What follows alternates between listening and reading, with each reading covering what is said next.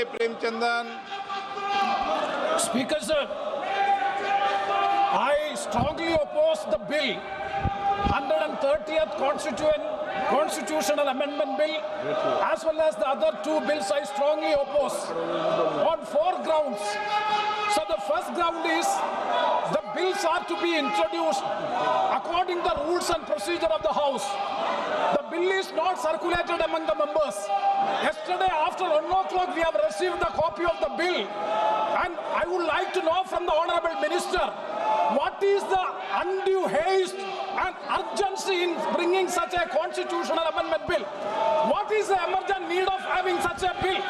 That means the introduction of the bill itself is lacking bona fides. The bill is lacking bona fides. That is why I would like to say that this is with a mala fide intention to destabilize the opposition-ruled states in various parts of the country. Number one. एक minute माननीय अध्यक्ष जी, प्रेमचंद्रन जी कह रहे हैं कि जल्दबाजी में लाया गया। इसका सवाल इसलिए नहीं उठता कि मैं इस बिल को संयुक्त समिति को सौंपने की दरखास्त करने वाला हूं। इस पर संयुक्त समिति जो राज्यसभा और लोकसभा पक्ष और विपक्ष सभी सांसदों की बनेगी, जो इस पर विचार करेगी और आपके सामने लेकर आएगी।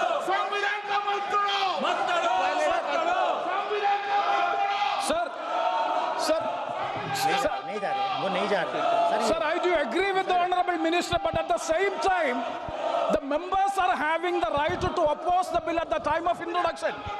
This is the legitimate constitutional right of each and every member to oppose the bill at the time of introduction of the bill. That is being contained. That is the problem which I am trying to say. And the second one is that is disqualification. Shri Venugopal.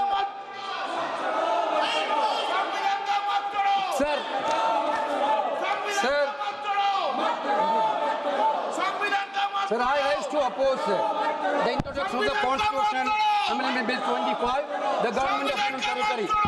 Sir, this bill is to sabotage the federal system of this country.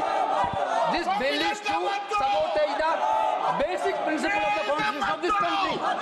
Sir, BJP people are telling this bill is to bring morality in politics. Can I ask a question to the Honourable Home Minister? When he was the Home Minister of Gujarat, he had been arrested, sir. Whether he took the morality of that point of time, ये विषय नहीं है whether he took the morality of that point of time. गृह मंत्री जी, अब मुझे सुनो जरा, मुझे सुनो गृह मंत्री जी, मुझे सुनो ना, पहले बैठ जाओ। हाँ गृह मंत्री जी। माननीय अध्यक्ष जी, मैं रिकॉर्ड क्लियर करना चाहता हूं। मुझ पर झूठे आरोप लगाए तब अरेस्ट होने के पहले मैंने नैतिकता के मूल्यों का हवाला देकर इस्तीफा भी दिया, और जब तक मैं कोर्ट से निर्देश नहीं हुआ, कोई संविधान पद मैंने स्वीकार नहीं किया। ये क्या सिखाते हैं नैतिकता में? मैं तो इस्तीफा देकर गया था, और मैं तो चाहता हूं कि ये नैतिकता के मूल्य बढ़े। हम ऐसे निर्लज्ज नहीं हो सकते कि हम पर आरोप लगे और हम संवैधानिक पद पर रहें। अरेस्ट के पहले मैंने इस्तीफा दिया है। माननीय सदस्य, आप बिल पर बोलिए। आप 72 के नियम के तहत बोलिए। Sir, this name है, आपका डायरेक्शन है। 19 आप 72 नियम के तहत बोलिए। Sir, like नहीं है सर। नियम के तहत बोला आप 72। Sir, this आपका डायरेक्शन है 19A, 19B। हाँ है। Chapter on call भी है। हाँ। Very clearly telling at least 1 week notice is needed for introduction of bill. Sir, I am telling that this bill is to target the opposition ruling government. This bill is to threaten the people like Nitish Kumar and Chandrababu Naidu. This bill is to blackmail. Sir, my point one. आप माननीय सदस्य, आप 9 चलिए। धर्मेंद्र प्रधान जी बोलना चाहते हैं। प्रधान है यादव। आपके मेंबरों को बिठाओ।